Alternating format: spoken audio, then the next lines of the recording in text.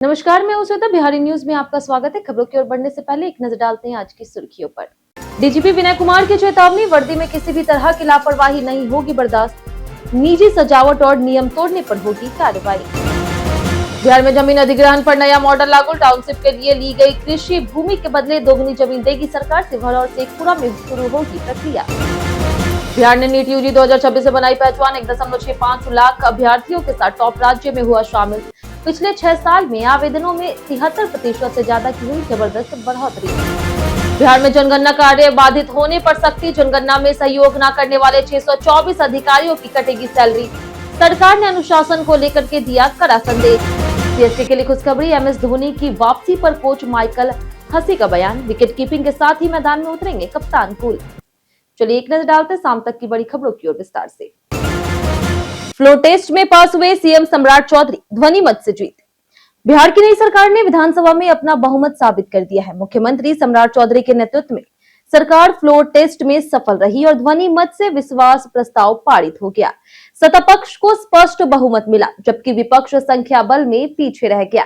यह सम्राट चौधरी के लिए मुख्यमंत्री बनने के बाद पहला बड़ा राजनीतिक परीक्षण था, जिसमें उन्होंने आत्मविश्वास के साथ जीत दर्ज की। सदन में उन्होंने सरकार की प्राथमिकताओं और विकास एजेंडे को दोहराया।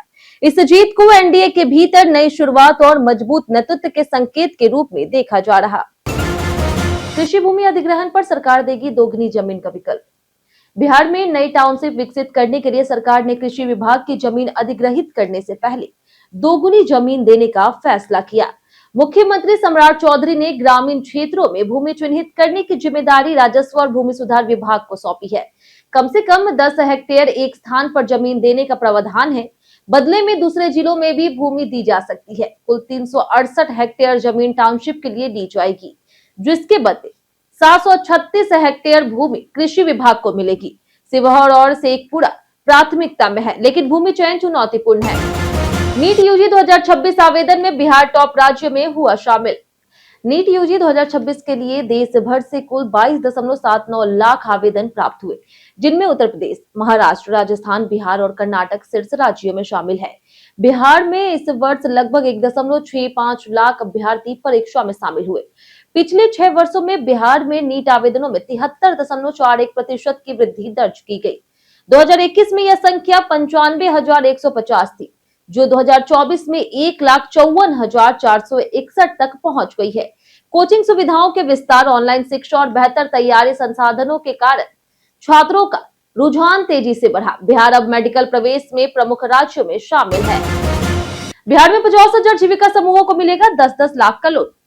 बिहार में वित्तीय वर्ष 2026-27 के दौरान 50,000 जीविका समूहों को बैंकों से 10-10 लाख रुपए का लोन देने की योजना है, ताकि महिलाएं अपने व्यवसाय का विस्तार कर सके।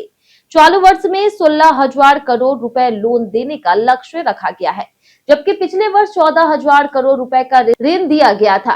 राज्य में लगभग 11 लाख जीविका दीदियां सक्रिय है। लोन का उपयोग छोटे व्यवसाय, पशुपालन, कृषि और अन्य कामों में किया जा रहा।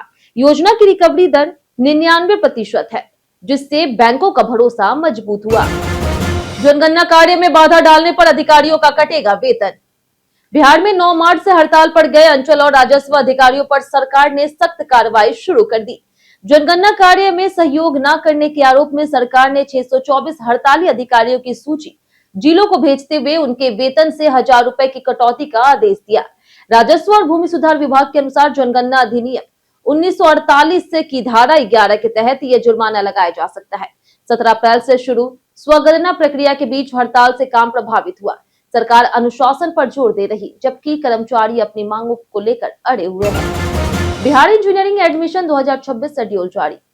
बिहार में इंजीनियरिंग कॉलेजों में दाखिले के लिए बिहार संयुक्त प्रवेश प्रतियोगिता परीक्षा 2026 का शेड्यूल जारी कर दिया गया। ऑनलाइन रजिस्ट्रेशन की अंतिम तिथि 5 मई 2026 है। परीक्षा 30 और 31 मई को विभिन्न पालियों में आयोजित होगी। आवेदन फीस जमा करने की आखिरी तारीख 6 मई है और करेक्शन विंडो 7 और 8 मई तक खुली रहेगी। एडमिट कार्ड 22 मई को जारी होंगे। इस परीक्षा के जरिए बीटेक कोर्सों में सीटें भरी जाएगी। खासकर जेईई मेन के बाद बची हुई सीटों के लिए उम्मीदवार आधिकारिक वेबसाइट से जानकारी और प्रोस्पेक्टस डाउनलोड कर सकते हैं।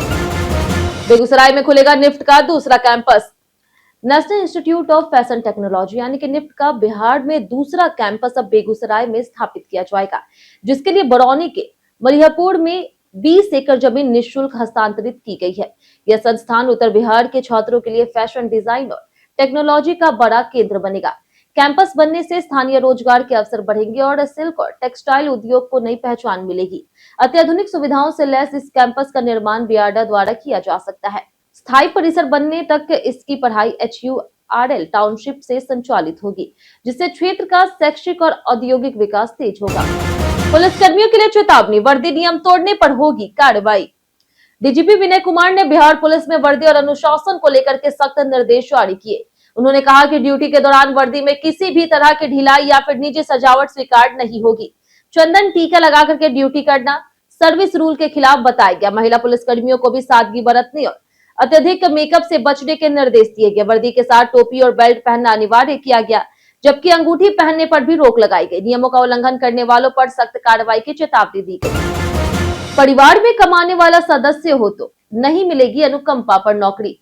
पटना हाई कोर्ट ने अनुकंपा नियुक्ति से जुड़े एक मामले में स्पष्ट किया है कि यदि मृतक कर्मचारी के परिवार में पहले से कोई कमाने वाला सदस्य मौजूद है और उसकी आय से परिवार का भरण पोषण संभव है, तो नौकरी का दावा स्वीकार नहीं किया जा सकता। जस्टिस पार्थ सारथी की एकल पीठ ने सिट्टू कुमार की याचिका खारिज कर दी।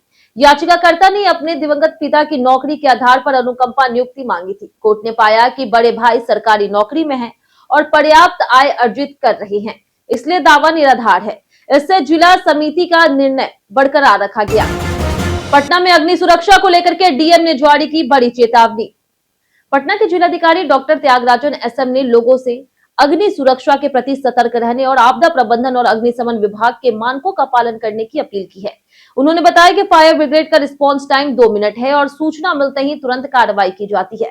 15 मार्च से लेकर के 15 जून तक का समय अग्नि प्रबंधन काल होता है, जिसमें आग लगने का खतरा अधिक रहता। पटना जिले में 88 अग्निशमन वाहन और 9 फायर स्टेशन कार्यरत है। डीएम ने सभी हाइड्रेट, जल स्रोत और बिजली व्यवस्था को सुरक्षित और सक्रिय रखने के निर्देश दिए। यात्रियों की भीड़ को देखते हुए रेलवे ने चलाई नई स्पेशल ट्रेनें। ग्रीष्मकालीन अवकाश में बढ़ती यात्री भीड़ को देखते हुए रेलवे ने 7 जोड़ी स्पेशल ट्रेनों के संचालन का निर्णय लिया। यह ट्रेनें उधना समस्तीपुर, उधना मधुबनी, उधना मालदा टाउन, गांधीधाम मालदा टाउन, साबरमती आसनसोल और सुल्तानपुर दानकुनी जैसे प्रमुख रूटों पर चलाई जाएगी। इनका परिचालन अप्रैल के अंतिम सप्ताह से मई की शुरुआत तक होगा। ट्रेनें DDU पटना, हाजीपुर, मुजफ्फरपुर, दरभंगा समेत कई प्रमुख स्टेशनों से होकर गुजरेगी। कुछ ट्रेनें अनारक्षित श्रेणी में होगी, जिससे आम यात्रियों को भी सुविधा मिलेगी और यात्रा की भीड़ को नियंत्रित करने में मदद मिलेगी। बिहार स्टूडेंट क्रेडिट कार्ड योजना में बड़ी खामी उजागर। बिहार स्टूडेंट क्रेडिट कार्ड योजना की स्थिति इस समय कमजोर बनी है। शिक्षा विभाग ने 2025-26 के लिए 95,220 छात्रों को शिक्षा ऋण देने का लक्ष्य रखा था, लेकिन 97,000 से अधिक आवेदन स्वीकृत होने के बावजूद केवल 46। बिहार स्टूडेंट क्रेडिट कार्ड योजना में बड़ी खामी उजागर। बिहार स्टूडेंट क्रेडिट कार्ड योजना की स्थिति इस समय कमजोर बनी है। शिक्षा विभाग ने 2025-26 के लिए 95,220 छात्रों को शिक्षा ऋण देने का लक्ष्य रखा था, लेकिन 97,000 से अधिक आवेदन स्वीकृत होने के बावजूद केवल 46,000 छात्रों को ही राशि मिल सकी।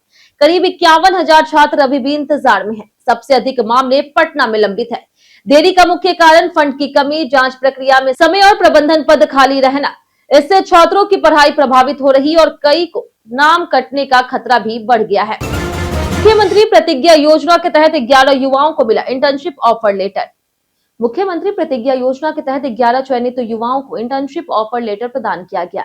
युवा रोजगार और कौशल विभाग के सचिव डॉक्टर कौशल किशोर ने यह पत्र वितरित किए। अधिकारियों ने बताया कि इस इंटर्नशिप का उद्देश्य केवल वजीफा देना नहीं, बल्कि युवाओं के कौशल विकास, शासन प्रणाली की समझ बढ़ाना और उन्हें व्यवहारिक और प्रतिस्पर्धी पेशेवर बनाना है। चयनित युवा विभिन्न क्षेत्र जैसे फुल स्टैक डेवलपमेंट, अकाउंट्स, मानव संसाधन, शोध और नीति और सोशल मीडिया से जुड़े हैं।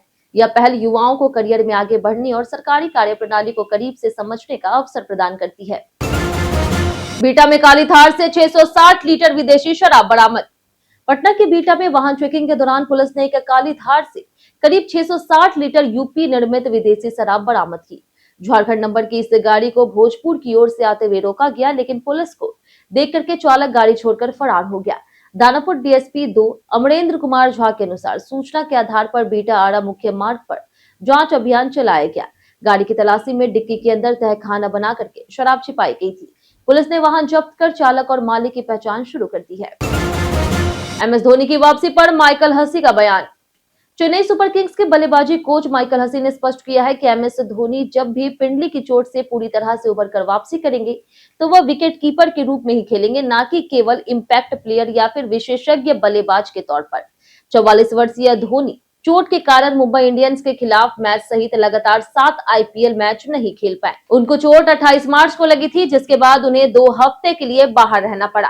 इंपैक्ट प्लेयर के रूप में वापसी की अटकलों को हसी ने खारिज करते हुए कहा कि धोनी की वापसी पूरी जिम्मेदारी के साथ विकेट के पीछे ही होगी। बीते दिन हमारे द्वारा पूछे गए सवाल का जवाब आप लोग में से बहुत लोगों ने हमारे कमेंट बॉक्स सेक्शन में लिख कर दिया है। जिन्होंने हमारे द्वारा पूछे गए सवाल का जवाब दिया उनका नाम है राजकिशोर महतो, मदन यादव, देवेंद्र प्रजापति, रंजय तिवारी, जितेंद्र ठाकुर, रंजीत मिश्रा, नंदलाल चौधरी, लक्ष्मी मेहता, अनवर करीम खान, अमित पासवान, बारूद पटेल, अर्जुन राम, नौशाद रजा, कौशलेंद्र कुमार, मनोज दास, नरेंद्र कुमार सिन्हा, बाबूलाल मरांडी, रवि मोहन वर्मा, रामायण सिंह, विनोद शाह, रमेश कुमार, दीपक कुमार, कुश कुमार और अमित कुमार। इसी के साथ बढ़ते आज के सवाल की। और आज का सवाल है, क्या बिहार में कानून व्यवस्था पहले से बेहतर हुई है? आप अपना जवाब हमें हमारे कमेंट सेक्शन में लिखकर जरूर बताएं। आज के लिए इतना ही। बिहार की तमाम खबरों के साथ बने रहने के लिए देखते रहे बिहारी न्यूज। और साथ ही अगर आप यूट्यूब चैनल पर देखें, चैनल को सब्सक्राइब कर दें, और अगर आप फेसबुक पेज पर देखें तो लाइक और फॉलो जरूर करें।